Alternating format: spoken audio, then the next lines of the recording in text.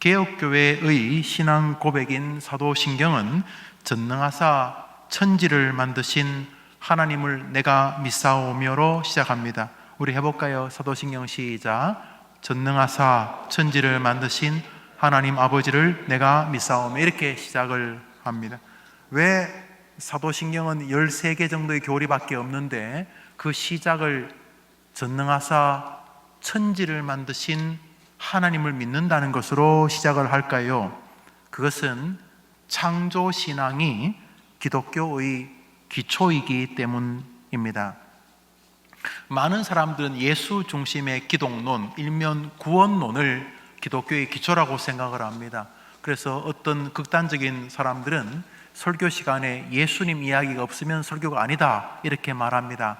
무슨 말인지 이해됩니다. 엉뚱한 거, 잘 살아보자, 예수 믿고 돈 많이 벌자, 이런 식의 설교들이 한동안 있었기 때문에 그렇다고 생각합니다만, 그 역시 굉장히 위험한 말입니다.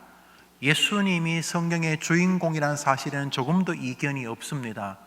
그래서 예수님이 구주란 사실은 매 예배마다 강조되어야 함에 틀림이 없습니다. 그러나 그렇다면 성경이 말하는 하나님을 공경하라, 우상을 섬기지 말라, 부모를 공경하라, 형제를 대할 때 이렇게 대해라 하는 성경에 나오는 수많은 주제들은 다 없애버려야 될 것입니다. 오직 요한복음 3장 16절 단 한 절, 하나님이 세상을 이처럼 사랑하사 독생자를 주셨으니 하는 예수님 이야기하는 구절만 빼놓고 나머지 성경 구절은 다 치워버려야 할 것입니다. 그런 면에서 예수님만 설교된다는 말은 훌륭한 말이지만 굉장한 위험성이 내포되어져 있는 말입니다. 다시 말해, 예수님을 설명하기 위하여 기록된 성경의 풍성한 교리들을 다 생략하게 만드는 인간 죄성 안에 있는 게으름을 독려할 수 있기 때문입니다. 예수님을 설교하는 것처럼 예수님에 관한 설교들로 인하여 예수님을 존귀하게 높여야 될 책임을 간과하게 만드는 것이죠. 그래서 그 설교의 중심에 성부, 성자, 성령 하나님에 대한 뚜렷한 신존재에 대한 의식이 있어야 될 뿐만 아니라 성경의 주인공이 구세주 예수님이라는 사실을 분명히 인지하게 하는 것은 틀림없는 설교의 주제이지만, 예수님을 설명하기 위하여서 성경에 기록되어진 수많은 주제들 역시 놓쳐서는 안 된다는 것입니다. 중세는 굉장히 교리가 혼란스러웠습니다.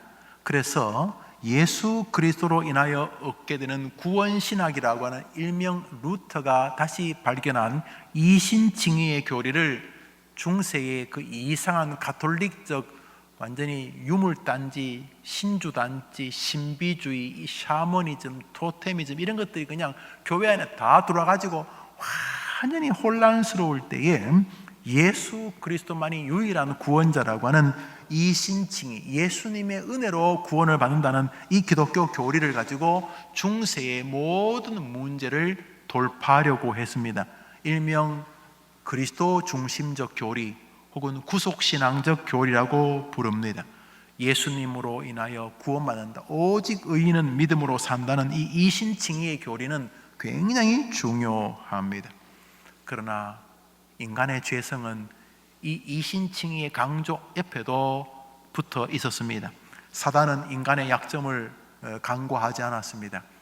이신칭의라고 하는 예수님만으로 구원 얻는다는 이 교리는 교회로 하여금 무의미한 다람쥐 쳇바퀴 도는 것 같은 아무런 능력도 없는 예수님의 이야기만 앵무새처럼 반복하게 하는 교회들로 교회를 전락시키고, 많은 회중들로 하여금 예수님이 이렇게 지겹고 재미없는 주제란 말인가, 그리고 매번 목사님들의 설교는 똑같이 예수님을 말하지만 저렇게 무기력할 수 있다는 말인가. 다시 말해, 그 영광스러운 예수님에 대한 교리를 약화시키게 되는데 예수님을 활용하게 하였습니다. 말이 안 되지만 말이 됩니다. 그래서 많은 기독교인들이 기독 생활을 하면서 구원에 집착하게 만드는 교인으로 만든 것입니다. 구원받았느냐 안 받았느냐가 기독교의 전부인 것처럼 말입니다. 그 안타까운 병폐를 전 세계와 특별히 조국 교회에서 보고 있습니다. 구원의 값싼 바겐세일 현장이 이 시대의 교회들이기 때문입니다. 더 이상 예수 그리스도로 인하여 구원받는다는 교리 외에는 기독교의 모든 교리는 부가적인 존재로 전락시켜 버렸습니다.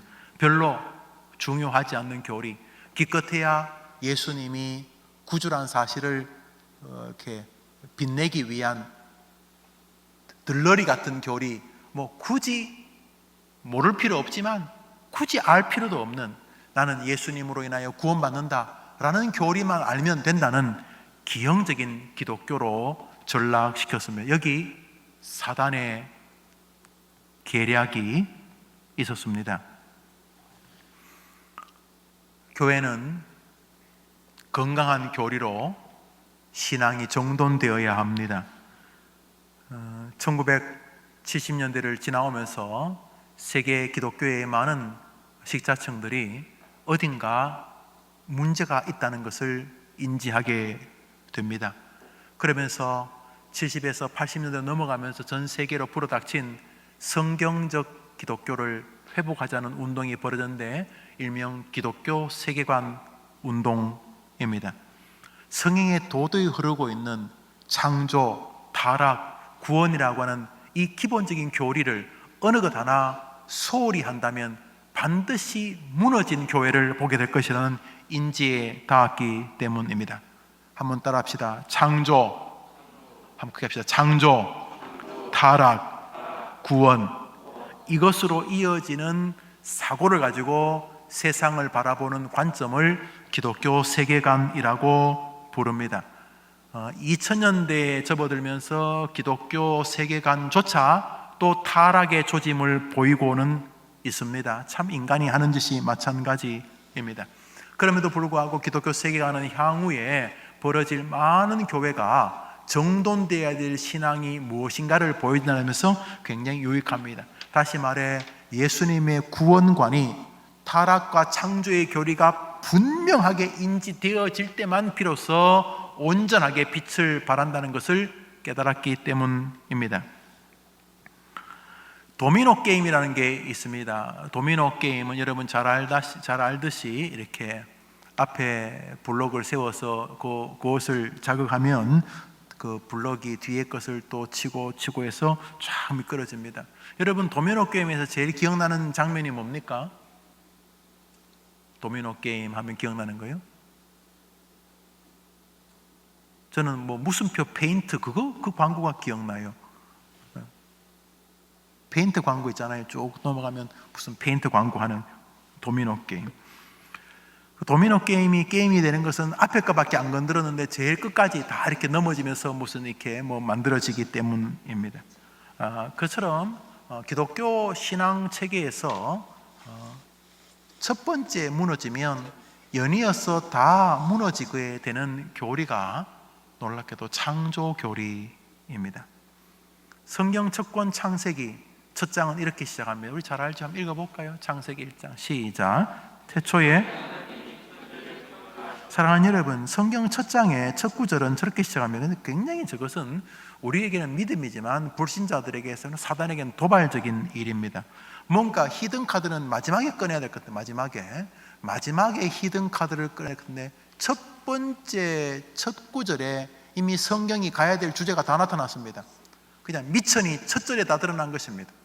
그냥 태초에 하나님이 천지창조를 한참 설명한 다음에 그러므로 그렇기 때문에 결국 하나님이 천지를 창조하신 것이 진실일 수밖에 없지 않느냐 이래야 될 것 같은데 시작부터 태초에 하나님이 천지를 창조하셨다.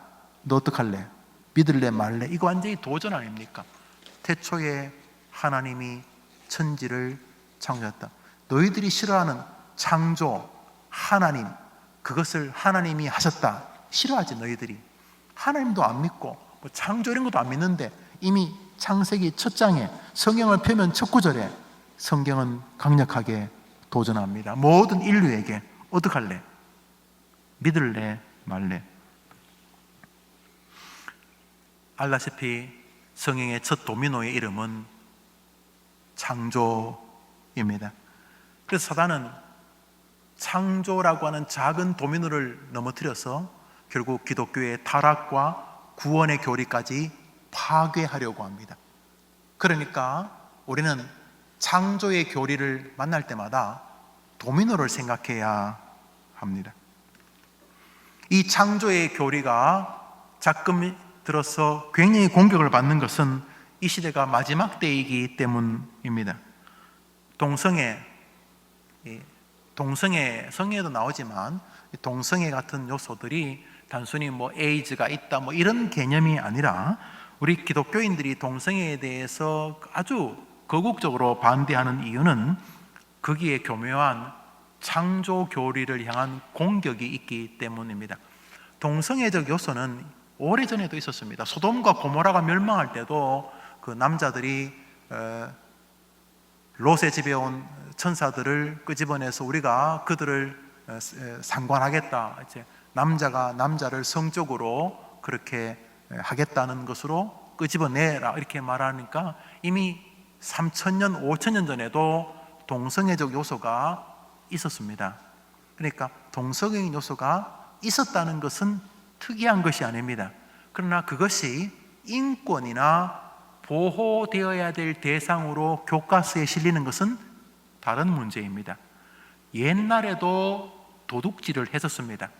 그 도둑질을 성경에 교과서에 기록하고 도둑의 인권이 소중하다, 도둑질을 할 때에도 그럴 수밖에 없으니 배려할 필요가 있다라는 것은 다른 개념입니다.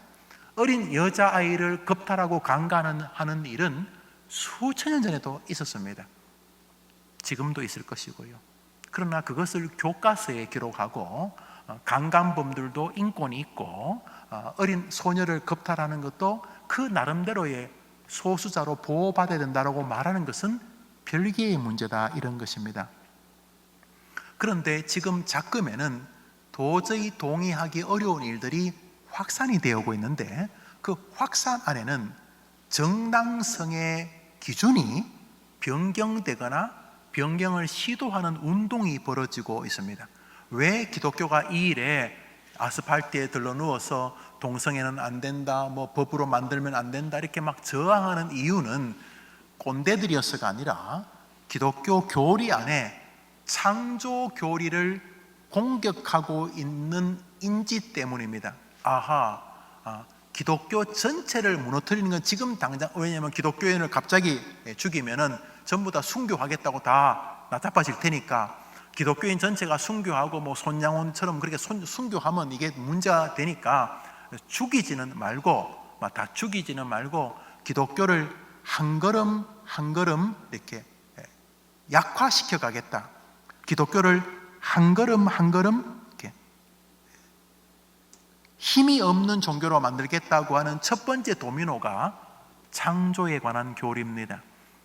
예수를 공격하면 교인들이 자꾸 들고 일어나니까 교회 문 닫아라, 교회 폐쇄하자, 교회 불지르자 그러면 교인들이 갑자기 없던 신앙까지 막 순교하겠다 그럴 테니까 그러지 말고 하나님 부정하자 그러면 또 하나님 부정한다 그러고도 기독교인들이 막 갈갈이 뛸 테니까 그런 거 하지 말고 창조에서부터 시작하자.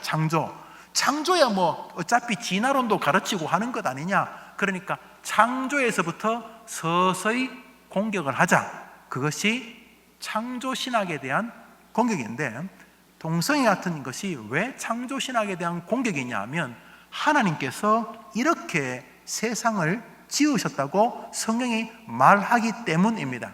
우리 성경 말씀 마가복음과 창세기를 연이어 읽겠습니다. 먼저 마가복음 읽읍시다. 시작. 창조 때부터 사람을 남자와 여자로 지으셨으니. 창세기입니다. 시작. 이러므로 하나님께서 창조 때부터 남자와 여자로 지으셨다는 거죠. 하나님께서 창조 때부터. 이러므로 남자와 여자가 둘이 합하여 한 몸을 이룰 것이다. 여기는 가정을 이룬다는 뜻도 있고 섹슈얼 릴레이션십도 있죠. 남녀의 성적인 관계도 마찬가지입니다. 창조의 주님의 의도는 이게 창조 교리였다는 거죠. 사람하고 돼지하고 자식을 낳는 것이 창조교리가 아니라는 거죠. 각기 그 종대로, 각기 그 속대로 가정을 기르도록 만드신 거죠. 특별히 만물의 영장이고 하나님의 형상을 받은 인간은 남자와 여자로 지었다는 거죠. 수많은 56개의 젠더가 아니고, 요즘은 이제 젠더가 무한대. 사람은 몇 종류가 있습니까? 남자와 여자가 있으면, 요즘에 이제 사람은 몇 종류가 있습니까? 하면 모른다고 해 정답이래. 모른다. 남자인 듯 여자인 듯, 또 성결정권도 자기가 있다. 올해 미국의 하원이 이렇게 국회를 열 때 감리교 흑인 목사가 기도를 했는데요. 기도해서 기독교 국교니까 미국은 이제 의회를 열 때 이렇게 기도하잖아요. 기도한 다음에 난 너무 찾아봤어요. 그 텔레비전에 나왔던데, 그 흑인 그 국회의원이 목사인데, 그 국회의원 연방 의원이 뭐라고 하냐면 하면 예수님으로 기도합니다 하고 아멘 그랬어요. 아멘 and woman 그러더라고요. 그걸 전문적인 용어로 미친놈이라 그러죠. 뒤에 man이라고, 아멘이라고, woman이라고, 아멘 and woman이라고 하더라고요. 히브리어 아멘은 남성 여성이 문제가 아닙니다. 진실로 그렇습니다는 전혀 다른 개념의 단어인데, 그게 man이라고, 아멘 앞으로 아멘도 하고 woman도 남성 여성 단어 다 쓰는 이런, 그게 미국에서 벌어진, 국회의사당에서 벌어진 올해 개회 기도입니다. 국회의원이 그렇습니다.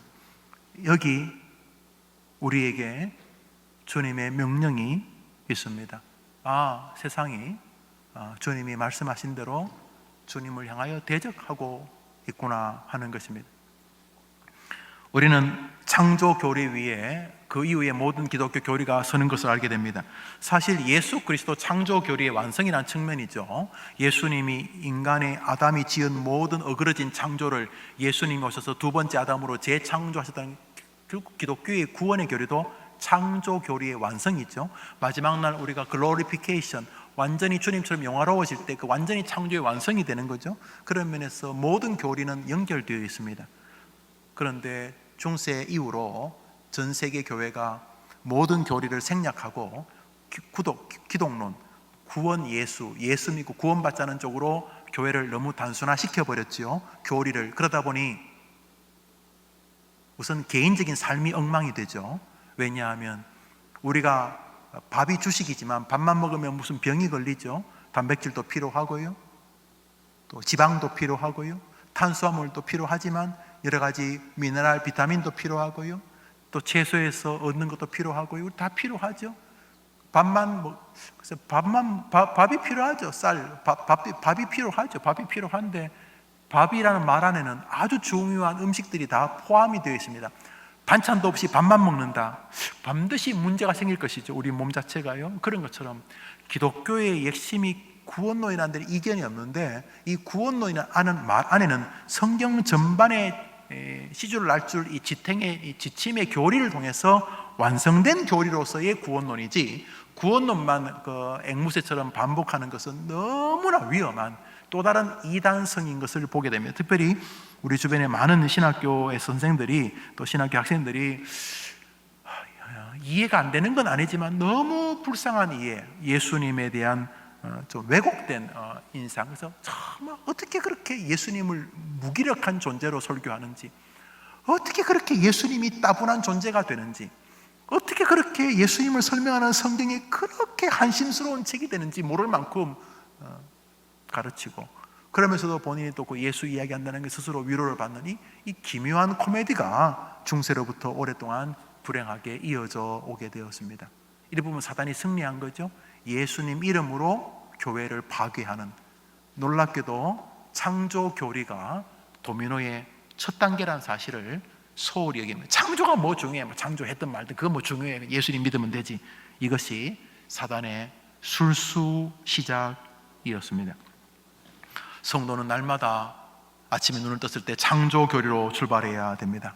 주님, 오늘도 제게 생명을 연장하시고 내게 시간의 창조의 은혜를 베풀어 주신 것을 감사합니다. 다른 종교는 시간이 윤회하죠. 돌죠. 기독교의 시간은 어거스티누스 어거스틴이만 일직선이죠. 창조에서 종말까지 가죠. 시간은 주님의 피조의 세계입니다. 우리는 뭐 하나님도 시간 안에 있다고 아니오시다. 시간이 하나님 손 안에 있습니다. 요 안에 시작과 끝이 있습니다. 주님이 접으시면 시간도 끝이 납니다. 우리야 뭐 시간 안에서 뭐 과거, 현재, 미래 뭐 그런 소리 하고 있지만 우리 주님에게 시간은 손바닥 작은 선 같은 것이죠. 시간을 움켜잡으시면 시간은 없어지는 것. 주님의 창조물이기 때문입니다. 우리는 이 땅에서 전능하신 하나님을 의뢰하며 살아야 하는 것입니다. 그러므로 성도는 오늘 아침 눈 떴을 때 하나님 내게 오늘이라는 시간을 주셔서 감사합니다. 그 창조를 고백해야 됩니다. 오늘 하루 여러분이 숨 쉬는 것도 주님의 창조의 은혜입니다. 어제 숨 쉬었으니 오늘 쉰다고 이거 죽는 날은요. 그러므로 오늘 날마다 우리는 창조신앙으로 아침을 엽니다. 우리는 창조신앙에서 말할 수 없는 기대를 얻게 됩니다. 창조주 하나님이 지금 내 하나님이시기 때문입니다. 의외로 많은 기독교인들, 특히 청년 그리스도인들에게 창조의 신앙에 대한 개념이 없습니다. 예수님을 많이 믿는 집은 예수 때문에 구원받았다는 이런 이야기는 합니다. 그럼에도 불구하고 창조에 대한 개념이 굉장히 희박합니다. 창조의 개념이 희박한 것은 그냥 교리 하나를 모르는 게 아니라 삶 전반이 위기 가운데 있다는 뜻이기도 합니다. 창조신앙이 정리되는 사람과 창조신앙이 정리 안 되거나 창조신앙을 별로 중요하게 생각하지 않는 사람은 그의 정신세계가 유신론적이냐 유물론적이냐 나누게 됩니다. 창조신앙이 정리될수록 성경 보는 관점이 달라지고 창조신앙이 정리될수록 자기 앞에 미래를 대하는 태도가 달라집니다. 창조신앙이냐 창조신앙을 우습게 여기냐, 돈 버는 거 돈 쓰는 것도 달라집니다. 창조신앙이냐 창조신앙이 별로 중요하지 않게 여기냐, 가정을 결혼을 연애를 아이를 기르는 것도 달라집니다. 창조신앙이냐 아니냐가 기독교의 인생을 완전히 구별짓습니다. 창조신앙이 흔들거린다고 해서 그가 기독교인이 아니라고 말할 수 없어요. 저는 예수님 믿으면 구원받는다고 믿는 사람이기 때문에. 그러나 창조신앙이 흔들리거나 창조신앙이 아예 없는 사람은 결국 어느 순간 더 자라지 못합니다. 수영을 혼자 배웠던 사람이 더 이상 자라지 못하고, 탁구도 자기 혼자 친 사람이 어느 순간 더 자라지 못합니다. 제대로 배운 사람이 어느 수준을 넘어가게 되는 것처럼 말입니다. 그러면서 창조신앙은 우리가 반드시 가슴에 품어야 될 신앙입니다. 왜냐하면 사단의 공격의 첫 관역이 창조신앙이기 때문입니다. 그래서 여러분들에게 사단은 계속 창조신앙을 우습게 여기게 만들 것입니다. 그게 뭐 중에 교회 다니면 되지, 예수님 믿으면 되지, 천국 가면 되지, 기도하면 되지. 그래서 창조신앙을 아주 무기력한 조제로 만들려고 할 것입니다. 그러나 건강한 성도는 창조신앙 앞에 늘 자기를 곧세웁니다. 그러면 창조신앙이란 게 뭡니까? 창조신앙 한번 따라합시다. 하나님의 존재를 인정하는 신앙입니다. 이 말은, 창조신앙이라는 말은 뭘 창조하려면 창조자가 있어야 될 거잖아요. 여러분이 뭐 집에 가서 좀 이따 뭐 음식을 만들려면 음식을 만든다. 그러면 먼저 뭐가 해야 돼? 음식 만드는 사람이 있어야 될 거 아닙니까, 여러분? 천지를 창조했다는 걸 믿는다는 말은 뭐냐 하면 창조 이전에 하나님이 계셨다는 것을 인정하는 것입니다. 한번 따라해보세요. 창조 이전에 하나님이 계셨다. 창조신앙을 고백한다는 것은 뭐 하나님이 뭘 만들었다는 것을 떠나서 먼저 하나님이 태초 이 세상이 있기 전에 존재하셨다는 것을 인정하는 것입니다. 또한 창조신앙은 한번 따라합시다. 하나님은 전능하신 분이시다. 그것을 인정하는 것입니다. 창조신앙은 창조 이전에 창조주가 있었다. 창조가 별로 중요하지 않죠. 창조주가 중요하죠. 그분이 창조 전에 계셨으니까 창조가 되는 거죠. 그리고 세상을 창조했다는 말은 하나님이 전능하다는 것을 바닥에 깔고 있어요. 창조신앙의 기본적인 정신입니다. 창조가 뭐 대단하지만 창조보다 더 대단한 게 창조 전에, 모든 것이 있기 전에, 모든 것이 만들어지기 전에, 그 전에 하나님이 선지하셨다. 이게 신앙입니다. 두 번째로, 그렇게 만드실 만큼 그분은 전능하시다. 그분은 무한하시다. 창조의 주관자는 게 얼마나 큰 분입니까? 우리 이사야서를 한번 읽읍시다. 이사야서 읽습니다. 시작. 보라, 그에게는 열방의 통에 한 방울 같고 물의 작은 티끌 같으며, 저울의 작은, 이게 뭐냐면 온 우주가, 온 열방이, 온 세계가 우리 주님에게는 한 방울, 물 한 방울. 천체를 연구하는 사람들은 하늘을 보고 경외심을 가진다 하죠. 얼마 전에 그 글을 읽어보니까요, 하늘에 있는 별 중에 어떤 별은요, 그 별 속을 파고 지구를 넣으면 4조 개인가 들어가더라고요. 지구가 100개만 들어가도 큰 별인데, 그렇게 그 별 이 끝에서 저 끝까지가 은하계를 통과하더라고요. 별 한 개가. 우리가 지금은 뭐 많은 게 허블 같은 거 더 많은 게 좋았으면 옛날에 우리가 한 3, 40년 전만 해도 우리가 우주가라면 우리 눈에 보이는 그 은하계, 지구에서 관측이 가능한 그 은하계를 우주라고 부르지 않습니까? 그런데 사람들이 이제 알죠. 우주에는 우리 인간이 우주라고 말하는 그 우주가 우주만큼 있다고. 이렇게 감히 전체를 보는 사람들은 경외심을 안 느낄 수가. 왜냐하면 그 별, 뭐 지구 같은 별 한두 개만 지 마음대로 헬리에성처럼 지 마음대로 움직여도 온 우주가 이건 뭐 상상도 할 수 없는 세계가 된다는 거죠. 저 우주는 어떻게 저렇게 공전자전을 할까? 세상 사람들은 저절로죠. 저절로 우주가 희한하게 안 부딪히면서 저것들끼리 수, 금, 지화, 목, 토, 천, 해명 뭐 그러면서 그런 별들이 또 은하계 넘어 있는 또 은하계 뭐 지구의 뭐 몇 쪽에 지구의 몇 쪽개나 되는 그런 큰 별들이 부딪히면 핵폭탄 정도가 아니지. 이건 지구의 핵폭탄을 수백 조개를 터뜨리는 것보다 더 큰 충격을 받겠죠. 뭐 쓰라미 하나만 와도 저런 지구가 이런데 하늘에 그 많은 별들이 그렇게 공전자전을 한다. 어떻게? 저절로 그렇다는 거죠. 그러나 성경은 하나님의 창조주 되심을 말하죠. 그것이 하나님의 전능하심입니다. 또 창조신앙은 이런 것이 한번 답시다. 다신론을 거부합니다. 한번 답시다. 다신론을 거부합니다. 창조신앙은 나는 하나님만이 창조주라는 유일이신 한 분, The God, 오직 야훼, 그 한 분만이 유일한 모든 신 위에 신이심을 나는 고백합니다 라는 말이 창조신앙 안에 담겨져 있습니다. 또 창조신앙 안에는 하나님이 온 만물의 주관자, 운행자라는 의식이 담겨져 있습니다. 이건 향후에 설교할 것인데요, 창조신앙 안에는 하나님이 모든 것의 중심이요 주관자라는 신앙이 담겨져 있습니다. 또한 창조신앙 안에는 따라합시다. 나는 진화론을 단호히 거부합니다.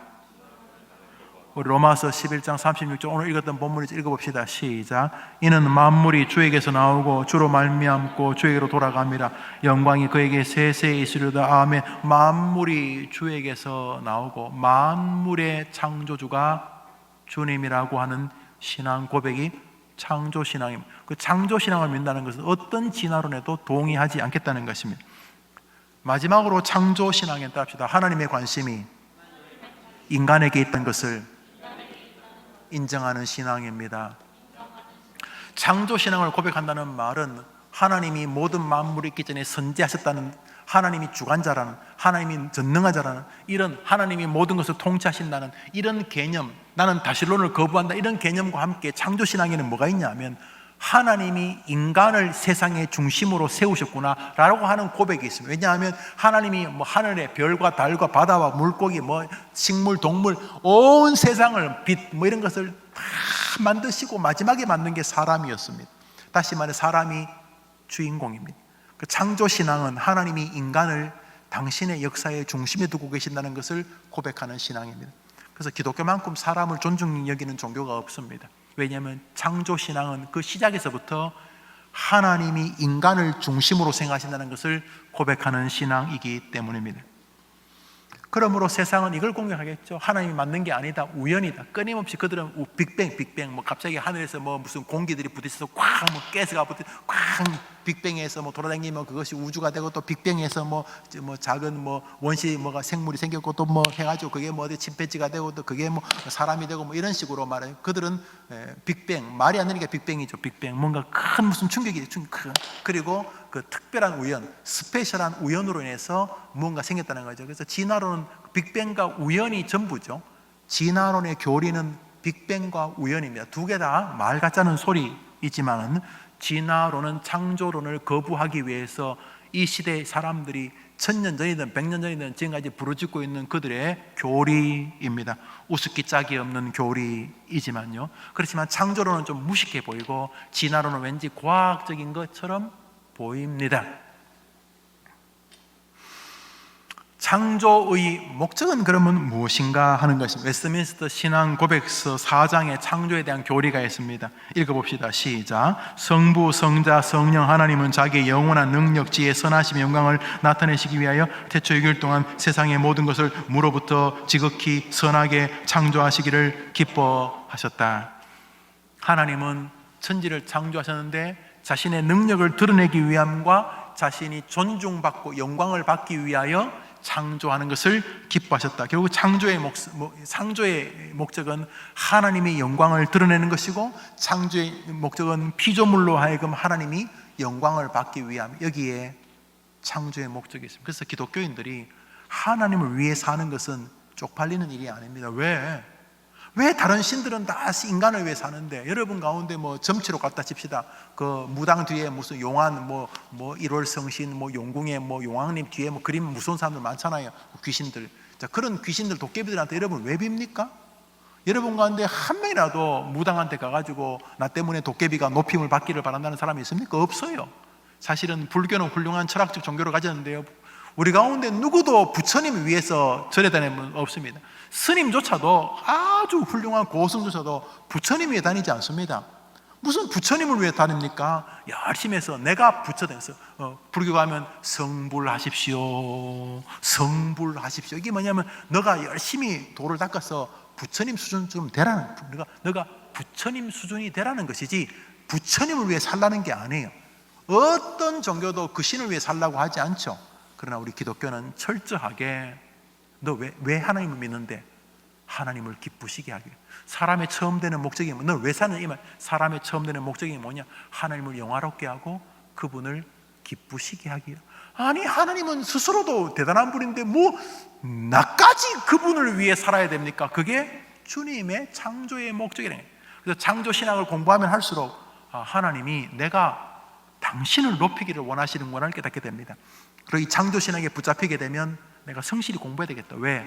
나는 내가 있는 자리에서 내가 꼭 전교 1등을 못해도 나의 성실한 모습을 통해서 하나님을 기쁘시게 하기 위해서 장사를 합니다. 뭐 엄청나게 무슨 빌 게이츠나 오렌 버핏처럼 그런 큰 회사나 엄청난 돈을 못 벌어도 열심히 삽니다. 너는 왜 열심히 사냐? 나의 직장 생활을 통해서, 나의 회사를, 나의 기업을 통해서 하나님을 기쁘시게 하기 위해서. 군인한테 너는 왜 그렇게 열심히 군대 생활하는데? 나의 직장 생활을 통해서 하나님을 기쁘시게 하기 위해서. 너는 왜 그렇게 아이를 열심히 키우는데? 나는 우리 아이를 키워서 하나님을 기쁘시게 하기 위해서. 너는 왜 그렇게 그냥 어차피 그런다고 더 월급 더 주는 거냐? 너는 왜 그렇게 학교에서 열심히 애들 가르치냐? 나는 나의 교직 생활을 통해서 하나님을 기쁘시게 하기 위해서. 기독교는 창조 교리에 섰을 때만 건강한 삶을 살아갈 수 있습니다. 하나님 왜 만드셨다고요? 하나님을 영화롭게 하기 위해서. 다시 말해 하나님을 높이기 위해서 우리가 존재한다고 믿습니다. 많은 사람이 귀찮아하면 내가 왜? 내 인생은 나를 위해 살아야지 행복하지 아니올시다. 세상에 얼마나 많은 사람이 자기를 위해 살다가 스스로 목숨을 끊고 비참한 삶을 삽니까? 많은 사람은 오늘도 자기를 위해 살아서 행복하면 좋지요. 여러분 믿을만 합니까? 여러분 자신을 위해서 엄청나게 뭘 많이 뱃속에 집어넣고 맛난 음식을 여러분이 많이 먹어 그러면 엄청 행복하십니까? 여러분이 지금 PhD 하기 좀 학위 공부하는 사람 있죠? 저도 공부할 때만 정신 없더라고요. 자, 학위 공부를 하면 여러분이 막 학위를 따니 행복하니까 하나 더 따고 그래서 PhD가 3개, 5개, 7개 되니까 막 행복해 죽겠습니까? 그렇습니까, 여러분? 여러분 생각에 벼슬이 지금 어디까지? 우리가 제일 높은 건 대통령 칩시다. 대통령 되니까 행복해 막 배가 터져 죽을 것 같아요. 행복하니까 막 텔레비전 문 대통령 나오니까 막 얼굴에 막 행복해서 막 팍팍팍팍 찝니까? 그렇습니까? 그래요? 자기를 위해 사는 게 무슨 있는데요? 그게 고생이에요, 고생. 그래서 하나님이 우리 사랑하시니까 김영호야, 너가 널 위해서 열심히 목회해라. 그럼 니 진짜 너 행복할 거야. 그러셨겠죠. 우리 주님이 무슨 변태도 아니고 우리를 괴롭힐 리가 없잖아요. 하나님 우리 아세요. 뭘 아시냐? 우리가 하나님을 위해서 살겠다고 할 때 가장 행복하다는 걸 아시는 거죠. 돈 벌어보셨죠? 여러분 자신을 위해 돈 벌면 그거 굉장히 짜증나고, 왜냐하면 여러분 더 많이 버는 사람들 많을 거 아니에요, 그죠? 여러분 실력도 인정 안 해주는 것 같고, 여러분 생각에 다른 사람보다 훨씬 더 여러분이 양질의 노동력을 제공하고 다른 사람보다 여러분이 월급을 더 받을 것 같은데 그렇지 않잖아요. 여러분 자신을 위해서 돈 버는 거 정작 기쁘겠지만 안 기뻐요, 여러분. 성경은요. 근데 여러분이 주님을 위해서, 내가 오늘 돈 버는 것도 좋지만 내가 지금 이 아르바이트 현장에서, 내가 직장에서, 내가 이곳에서 내가 주님을 위해서 월급을 뭐 많이 받으면 좋죠. 더 받아도 좋고, 여러분이 뭐 장사를 더 많은 걸 남겨도 좋지만, 덜 남겨도 주님을 위해서, 놀랍게도 이것이 우리를 행복하게 한다는 것, 이것이 우리를 감격스럽게 만드는 창조신앙만이 가지는 세계인 것입니다. 창조신앙은 우리로 하여금 하나님을 바라보는 세계로 우리를 이끕니다. 하나님 아버지가 아무것도 없는 데서 무언가를 만드셨다면, 하나님이 내 인생을 축복하시려고 결정하시면 정말로 나는 영광스러운 세계를 살 수 있겠구나 하는 이 창조신앙은 하나님에 대한 소망 때문에 자신의 삶도 기대를 가지고 삽니다. 창조신앙이 없는 사람은요, 그냥 살아요. 그 사람은 늘 요행, 재수, 뭐 한탕, 큰 거 한 건, 뭐 이런 소리 합니다만, 창조신앙이 분명한 사람은 무에서 유를 창조하시는 하나님이라면 정말 내 인생을 정말 놀랍게 만드실 수 있겠구나 하는 하나님에 대한 그 기대가 창조신앙이 분명할수록 굳건해집니다. 그래서 함부로 뭐 스스로 목을 매느니 뭐 이런 일 안 합니다. 하나님에 대한 기대가 무에서 구의 말 투아웃, 마지막 한 명이 역사를 뒤집을 수 있을 것처럼 이 사람의 마음에 늘 하나님에 대한 기대가, 왜냐하면 창조신앙이 이 사람을 붙들기 때문입니다. 또한 창조신앙은 우리로 하여금 본질적인 신앙이라면 그를 기독교의 핵심인 그리스도에게로 이끕니다. 우리 고린도후서 5장을 읽읍시다. 읽습니다. 시작. 그런즉 누구든지 그리스도 안에 있으면 새로운 피조물이라. 이전 것은 지나갔으니 보라 새 것이 되어도다. 다시 말해 창조로 인하여 타락한 우리들이기 때문에 에덴으로부터 하나님의 창조를 거역했지, 인간인 내가. 그런데 나를 구원하기 위하여 두 번째 아담 예수님이 오셨지. 그렇지, 나는 예수님으로 인해 새로운 인생이지.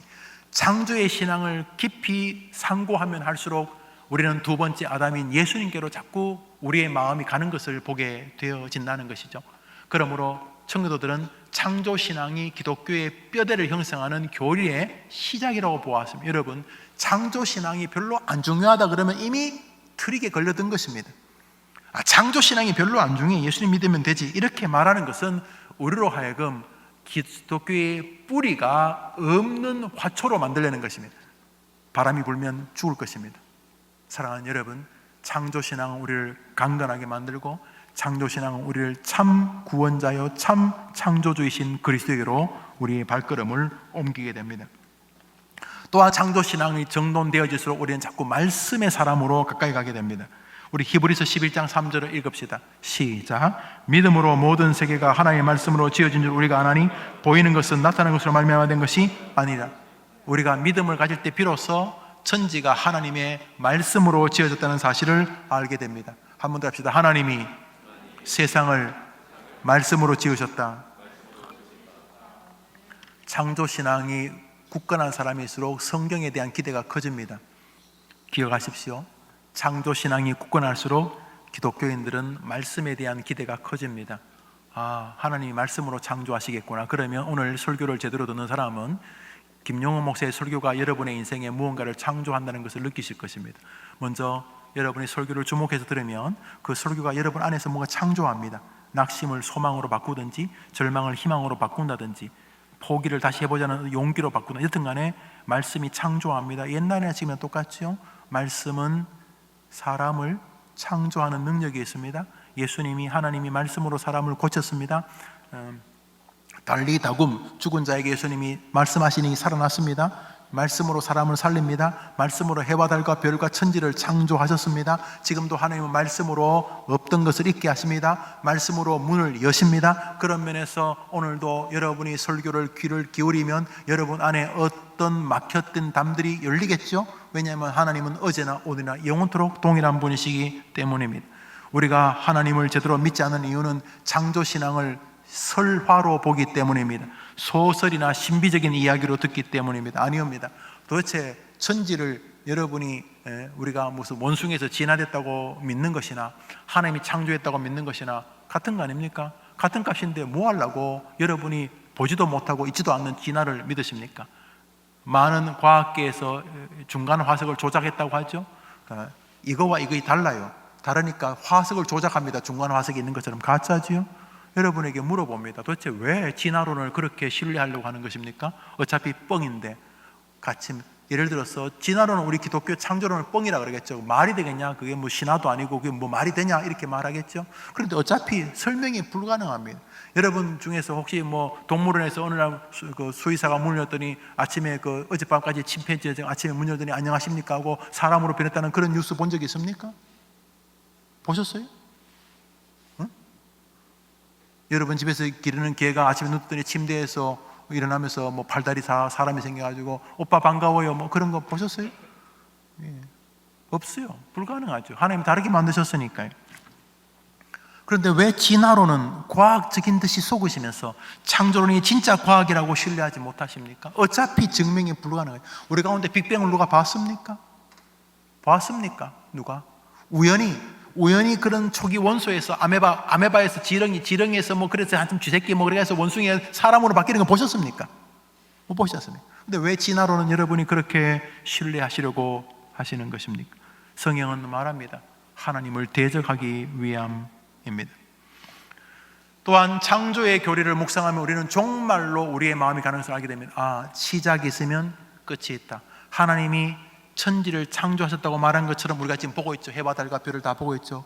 하나님이 창조하시겠다고 말씀하셨듯이 창조했다면 마지막 종말이 있겠다는 말도 진실이겠구나. 시작과 끝, 알파와 오메가. 창조신앙을 묵상하면 묵상할수록 우리는 종말을 압니다. 사실 오늘도 방금 오기 전에 우리 아동 청소년부 교사님들과 교사 콘서트를 했는데 거기서 죽음 이야기를 했습니다. 여러분, 저나 여러분 안 해본 게 죽음이지만 뭐 특별하겠어요?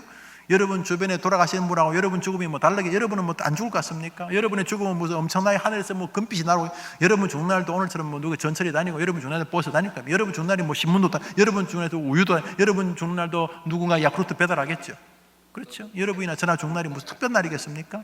그날이 무슨 13월 5일이겠습니까? 그날도 뭐 1월 아니면 7월, 12월겠죠. 가끔 제가 교육자들하고 신방 가다가 가끔 물어봅니다. 신방하는 그 운전하시는 목사님 몇 월 달에 돌아가시고 싶어요? 깜짝 놀라요. 빨리 말해. 몇 살에 죽을래? 몇 월 달에 죽을래? 그러니까 5월 달 죽을래. 그래서 속으로 그래요. 왜 남들 가정의 달 노는데 그 죽어가지고 힘들게 하냐고 막 우스게 해요. 또 뒤에 있는 전사님은 무슨 요일 돌아가시고 싶자니까 이제 계산해요. 주일날 남 예배하는데 놀라게 하지 말고, 월요일날 교육자 쉬는데 괜히 그렇게 괴롭게 하지 말고. 뭐 하는 거 죽을 날이 없더라고요. 우리 죽어요. 여러분, 저는 놀랍게도 창조신앙은 죽음조차 기대하게 합니다. 말씀대로 창조하셨다면 말씀대로 종말이 있겠구나. 그렇겠구나. 말씀대로 하셨듯이, 우리가 보고 있듯이 말씀대로 그 천국에 도착하겠구나. 우리는 그것을 깨닫게 되는 것입니다. 동시에 창조신앙은 우리로 하여금 하나님의 주된 관심사인 사람에게로 마음을 옮기게 됩니다. 창조신앙은 뭐 하나님만 한 게, 창조신앙을 진짜 제대로 연구하는 사람은 눈치챕니다. 아버지 마음이 사람에게 있구나. 그래서 사람을 함부로 대하지 않습니다. 창조신앙이 정리되면 정리될수록 사람을 귀하게 여깁니다. 왜냐하면 창조의 하나님의 관심이 사람에게 있기 때문입니다. 사람. 우리 교회 보면 벽에다 보면 하나님을 사랑하듯 사람을 소중히 여기는 교회라고 붙어 있습니다. 그게 교회입니다. 사람. 하나님이 사람에게 관심이 있겠구나. 그러면 나도 하나님을 사랑한다면 나도 역시 사람에게 관심이 있어야 되겠구나. 그래요. 창조신앙은 하나님의 관심이 인간에게 있다는 것을 인지하는 신앙입니다. 마지막으로 창조신앙이 굳건해 설수록 세상 만사를 소중하게 여깁니다. 들풀, 작은 생명체 하나도 창조의 손길이 베어져 있기 때문에 우연히 진화된 게 아닙니다. 그래서 우리는 동물 한 마리에도, 개, 고양이 한 마리에도, 작은 들풀 하나에도 소중히 여김을 가지게 됩니다. 창조신앙을 정확히 가질수록 우리는 환경을 소중히 여기게 됩니다. 왜냐하면 그것이 뭐 지구 평화를 위해서가 아니라 창조신앙 안에는 하나님의 손길이 있기 때문에. 여러분, 하나님이 여러분이 연애하는 사람에게 가령 뭐 소중한 반지를 줬답시다. 군대 가면서 순이야 내가 갔다 올게, 아니면 뭐 어디 외국에 가면서 내가 갔다 올게 하면서 반지를 줬든 뭐 그렇죠, 주고 갔다 칩시다. 그거 소중하지 않을 것 아닙니까? 소중하지 않게 소중할 것 아닙니까? 소중하다는 말입니다. 소중할 것 아닙니까? 하나님이 손대셨기 때문에 소중한 것입니다. 사랑하는 사람이 소중한 의미를 담았기 때문에 소중한 것입니다. 삼라만상이 하나님의 손안에 있습니다. 그래서 기독교인들 창조신앙을 소중히 여기는 사람은 다른 것들을 함부로 대하지 않습니다. 들판에 있는 그 작은 벌레 하나, 하늘, 바다, 저 땅 속에 있는 생명체 하나도 창조신앙을 정상적으로 존중하는 사람은 소중히 여깁니다. 그 모든 것 안에 하나님의 손길이 베어져 있기 때문입니다. 한번 따라합시다. 하나님이 그 지은 것을 보시기에 좋았더라. 그렇게 말씀하신 것을 기억하면서 하나님이 이 좋았다라는 말이 언급되고 반복되는 것을 보면서 기독교인들은 이 창조신앙을 신뢰하는 사람은 기본적으로 세상을 따뜻하게 봅니다. 다시 설교를 마무리하면서 창조신앙이 정리된 사람은 기본적으로 세상을 따뜻하게 봅니다. 늘 소망적 삶이 있습니다. 왜냐하면 무에서도 유를 창조하시는 분이라면 나는 지금 무가 아니잖아. 나는 지금 생존하잖아. 하나님이 나를 통해서도 일하실 수 있게, 지금 내가 너무 황당한 인간이라 할지라도 말이지, 하나님이 나를 통해 일하실 수 있다, 이런 마음을 가지기 때문에 기본적으로 창조신앙이 정돈된 사람은 세상을 따뜻하게 봅니다. 소망적으로 보고요. 창조신앙을 가진 사람은 사람을 굉장히 소중히 여깁니다. 왜냐하면 사람을 만날 때마다 저 왼수가 아니라 하나님의 향취, 하나님의 향수 같은 것이죠. 물론 좀 몹쓸 인간들이 다 있지만 그러나 그 밑바닥에는 하나님의 계획이 계신 거죠. 그래서 기독교인들은 자녀를 낳을 때도 귀하게 여깁니다. 하나님의 향취가 있는 거죠. 그래서 사람, 하나님의 창조의 제일 마지막 작품, 사실은 그 주인공, 우리가 시골에서 도시로 유학 오면은 부모님이 기숙사가 안 되면은 조그만 자취나 하숙집 장만해 주잖아요. 그러면 와서 요즘은 안 그렇습니다만 옛날에 석유 골로 같은 거, 김치 같은 거, 또 이불 같은 거, 그런 거 좀 장만해 주십니다. 도예지로 공부하러 오는 그 아들, 딸, 그 하숙집, 자취방을 알아주는 것처럼, 그런 것처럼 우리 하나님께서 인간을 사랑하셔서 인간을 만드시기 전에 인간이 살 수 있는 것들을 다 준비한, 해, 달, 별, 바다, 물, 고기 이런 거 다, 식물 다 준비하신 다음에 마지막에 짠 하고 사람을 마지막 날 만드셨습니다. 이 말은 하나님의 마음이 사람에게 있다는 것을 알게 하는 방식입니다. 그러므로 창조신앙을 가진 사람들은 기본적으로 사람에 되게 우호적입니다. 진화론에 대해서는 더 이상 말할 필요가 없습니다. 그전에도 있었습니다. 1859년 다윈의 종의 기원이라는 것을 통해서 하나의 학설이 됐죠. Theory of Evolution, 진화의 설이죠. 진화론. 참고로 우리 기독교가 신뢰하는 것은 진화가 아니고 적응에 대해서는 우호적입니다. 다시 말해, 여러분 지금 제 글 쓰고 성경 준비하고 하는 제 손과 시골에서 농사 짓고 있는 저 둘째 형님, 장로님의 손은 다릅니다. 왜냐하면 그 형님 손이 무슨 원숭이하고 가까워서 그런 게 아니라 운전도 좀 많이 하시고 또 농사도 많이 짓고 그러시다 보니까 손이 훨씬 더 굳어 있습니다. 아마도 가시들 흙을 만질 때도 좀 굳은 살이 아마 용이하기 때문 아니겠습니까? 고사리도 마찬가지입니다. 한라산 밑에 예를 들어서 고사리와 중턱의 고사리와 저 눈 오는 데 고사리는 두께도 다르고 길이도 다릅니다. 같은 종입니다. 그렇지만 적응해 가는 것이죠. 그러니까 이 밑에 고사리와 위에 고사리는 창조 세계 안에 그것을 적응할 DNA와 인자가 있죠. 우리도 그렇죠. 그래서 적응해 가는 면이 있습니다. 그렇다고 밑에 있는 고사리와 위에 있는 고사리가, 밑에는 고사리고 위에는 콩나물이 아닙니다. 둘 다 고사리입니다. 우리의 손하고 똑같습니다. 우리의 이 아가씨들의 그 손과 밭에서 농사 짓는 할머니의 손이 다릅니다. 만지면 부들부들 끄끌끄끌 합니다. 그러므로 할머니 손은 무슨 도마뱀 손이 아닙니다. 사람 손입니다. 그러나 적응이 되어집니다. 우리 하나님이 인간에게 적응할 수 있는 힘을 주셨기 때문에 적응을 받아야 되는, 그 적응이 진화라고 하는 것은 도저히 동의할 수 없는 것이죠. 진화론자들은 몇 가지 가설을 자기들의 신주단지 모시듯이 합니다. 말했듯이 그들의 가설의 세계관은 말했듯이 빅뱅과 우연입니다. 한번 더 합시다. 빅뱅과 우연. 그러니까 끊임없는 특별한 계기가 필요해요. 그들은 반드시 진화하기 위해서는 특별한 스페셜한 사건이 벌어져요. 대폭발이, 하여튼 간에 뭔가 빅뱅이 벌어요. 빅뱅이. 그 다음에 우연과 빅뱅이 만나야 됩니다. 이 우연은 놀랍게도 그 이후로 반복되지 않습니다. 이 우연 또한 특별한 우연입니다. 한 번, 역사적으로 딱 한 번 원숭이가 사람이 되었습니다. 딱 한 번 쥐새끼가 원숭이가 되었습니다. 딱 한 번 지렁이가 쥐새끼가 되었습니다. 딱 한 번 아메바가 지렁이가 되었습니다. 하여튼간에 딱 한 번 특별한 대폭발과 특별한 우연으로 이루어집니다. 아무리 고매한 진화론도 똑같은 이야기입니다. 그렇습니다. 우리는 그것을 받아들이지 않습니다. 그러나 진화론은 놀랍게도 영향을 많이 미칩니다. 우선 진화론은 우연히 무언가가 발생했다고 생각을 합니다. 그래서 진화론적 정신은 인생이 아무 의미가 없습니다. 죽으면 끝이지 뭐. 우연히 김씨, 박씨 부부가 만나서 우연히 결혼해서 우연히 그 집에 태어난 거예요. 나는 왜 사느냐? 그냥 우연히 사는 거죠. 집에 소 새끼 낳듯이, 쥐 새끼 낳듯이, 바퀴벌레 새끼 낳듯이. 그러므로 이 진화론은 기본적으로 인간의 삶이 허무로 끝납니다. 유물 사상의 결론이죠.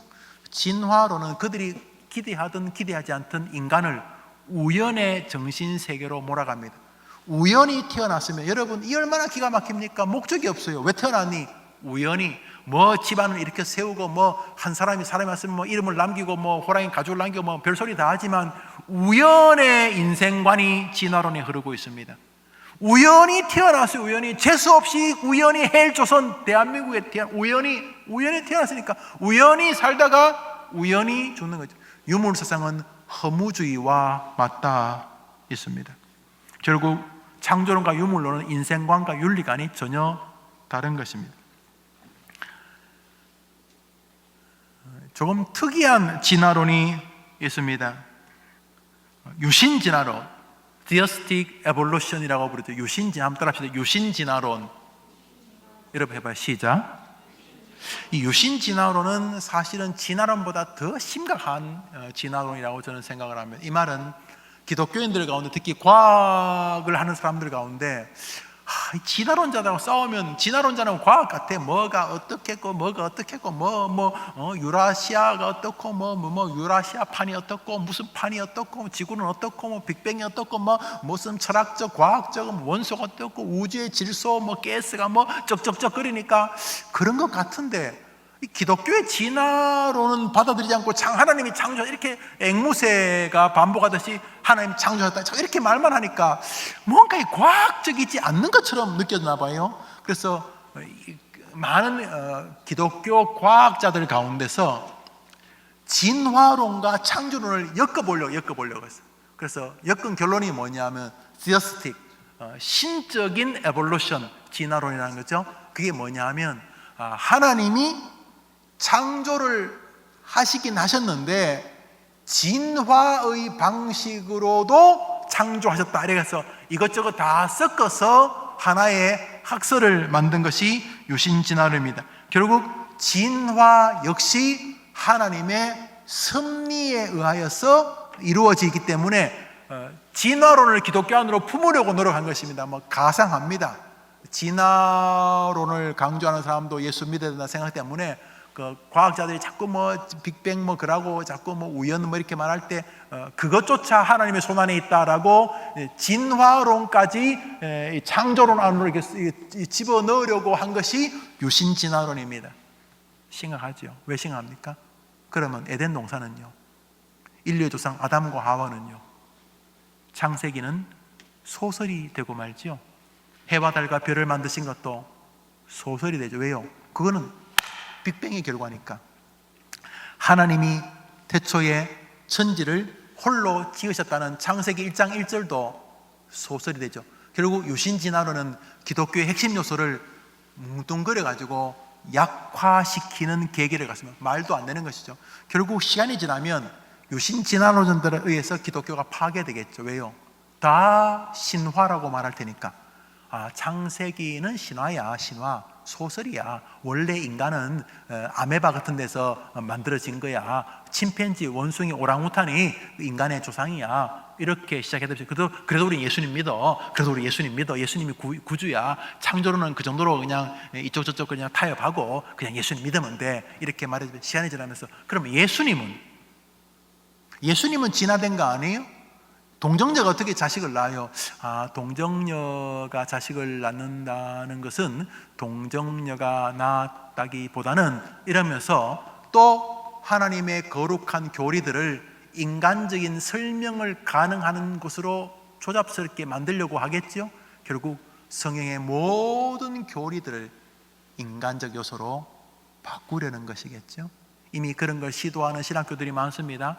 성경에서 하나의 말씀이 아니라고 하는 것들을 자꾸 끄집어냅니다. 이거는 신화예요, 신화. 이거는 창조 신화의 가짜예요. 창조는요 빅뱅으로 생긴 거예요. 이건 신화예요. 오병이요 신화예요. 예수는 무리로 거둔 거 신화예요. 십자가에 달려 죽으셨다가 부활하신 거 신화예요. 승천하시는 거 신화예요. 신화예요. 신화예요. 신화예요. 신학교입니다. 그 신학교 있어요. 우리나라도 있어요. 신화예요. 신화. 신화. 그럼 너 뭐 믿는데? 그냥 성경에서 예수님이 구주라고 말하는 말이 의미가 있는 거예요. 그거 믿냐? 그거는 믿으려고 노력하는 게 좋아요. 이런 말 같지도 않은 교리들을 강조해요. 결국 느낌이 오시죠? 창조의 도미노를 무너뜨리면 기독교는 무너지는 것이죠. 한 개인에게 창조신앙이 정리가 안 되면 교회는 무너지고 한 개인의 믿음도 무너지는 것이죠. 창조신앙이 여러분의 것이 되기를 축복합니다.